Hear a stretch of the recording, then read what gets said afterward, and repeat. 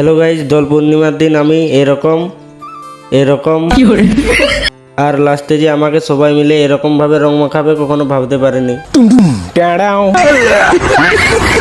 আর ওই দিন Das electronic sound দেখতে গিয়ে আমার কিছু ফ্রেন্ডসের সাথে দেখা হয়ে যাবে বলে জীবনও ভাবিছিলাম না রে বাপ। বলেন কি? তো গাইজ, তোমরা যদি জানতে চাও আমি কোথায় দাস ইলেকট্রনিক সাউন্ড দেখতে গিয়েছিলাম তাহলে আমার মিনি ব্লগটা কন্টিনিউ দেখো। হ্যালো গাইজ, আমি আকাশ। আজ দোল পূর্ণিমার দিন আমি আর দুটো পার্টি বেরিয়ে দিই বাইক নিয়ে দাস ইলেকট্রনিক সাউন্ড দেখতে।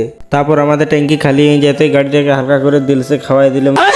তারপর সিমলাপাল পেরে বিক্রমপুর ঢুকে গেলাম। বিক্রমপুরে এই দাদাটার চুলের কালার দেখে আই এম তো অবাক।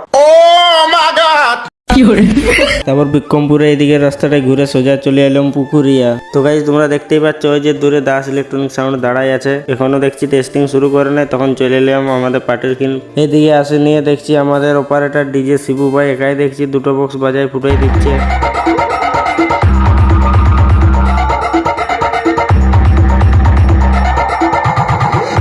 পার্টির কিনে হালকা করে গান শোনার পর চলে এলাম দাস ইলেকট্রনিক সাউন্ডের কিন। তো দেখতেই পাচ্ছ গাইজ, জাস্ট দাস ইলেকট্রনিক সাউন্ডের লুকটা দেখো, লুকটা কি লাগছে। আমাকে তো সেই লেভেলের লাগছে, তোমাদেরকে কেমন লাগছে একটু কমেন্ট করে জানাও। আর ওই দিন কে কে দাস ইলেকট্রনিক সাউন্ড দেখতে এসেছিল পুকুরিয়া একটু কমেন্ট করে সবাই জানাবে। দাসের একটা তোমাদেরকে হামিং টেস্টিং শোনাচ্ছি, চলো।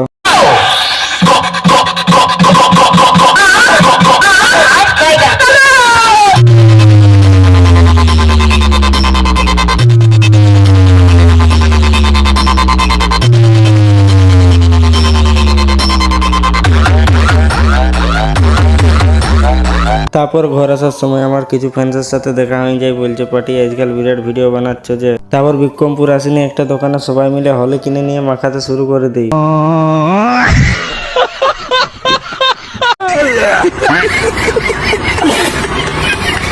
সবাইকে মাখাবার পর আমাকে শালা ধরে বেঁধে মাখাইলো রে।